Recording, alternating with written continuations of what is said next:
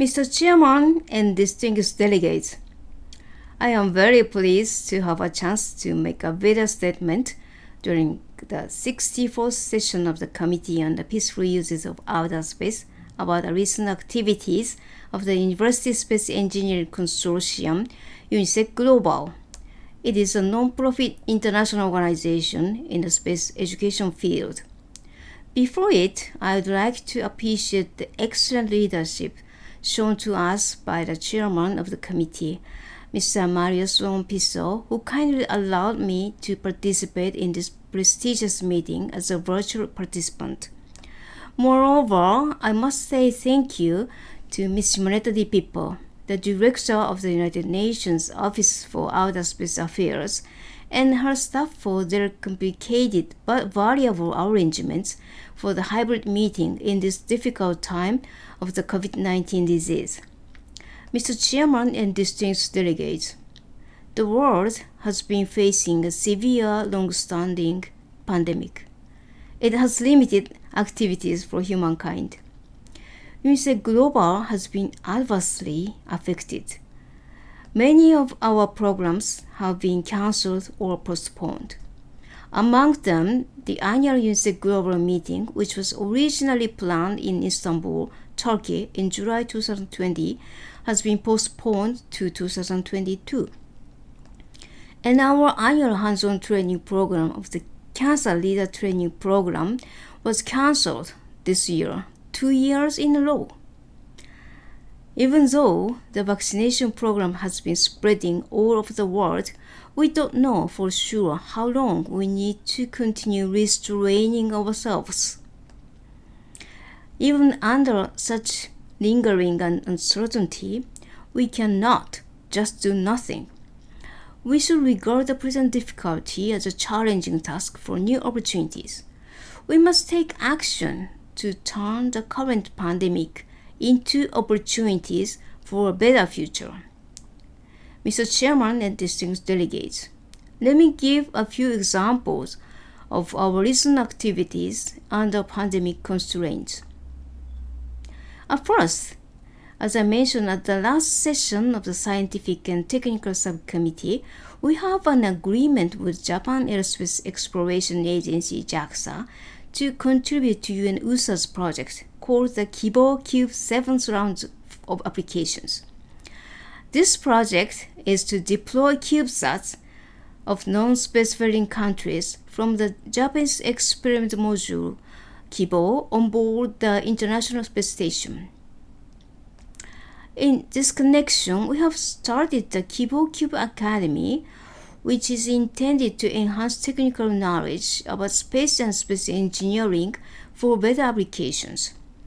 Any person, especially from non-spacefaring countries, are most welcome.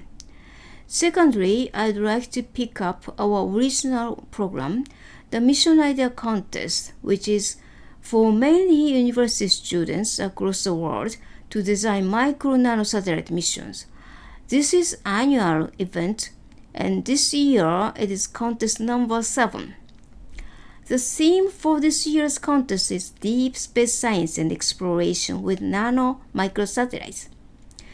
We have tried to attract people from non-spacefaring countries to this contest by offering free online lectures.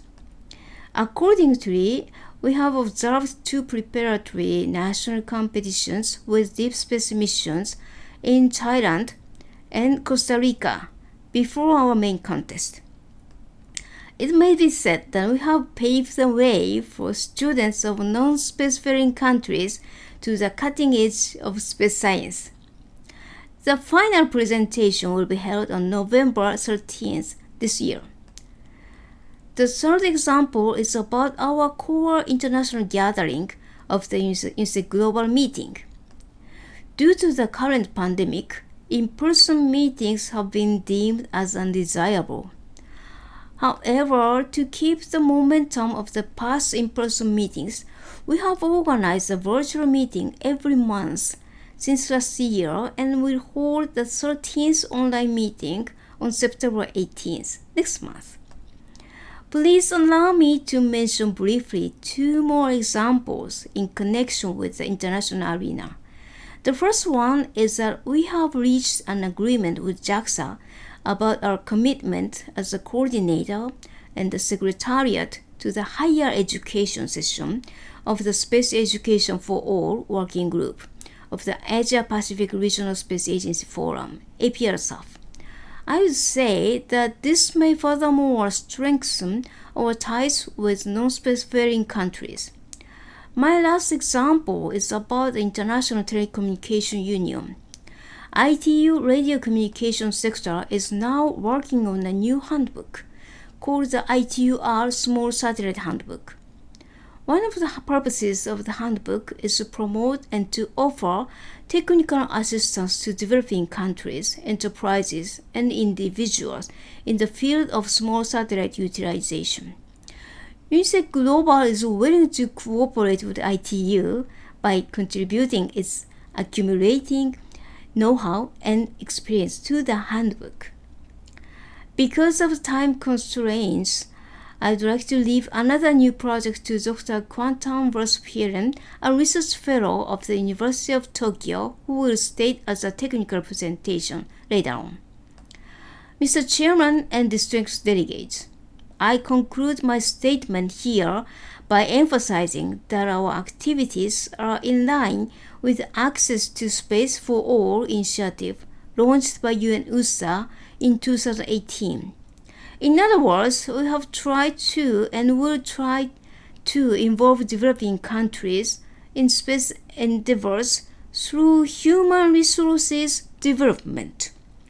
I believe that these efforts for Space for All will be a driving force to tackle more efficiently with the global environmental problems from the aspect of space technology.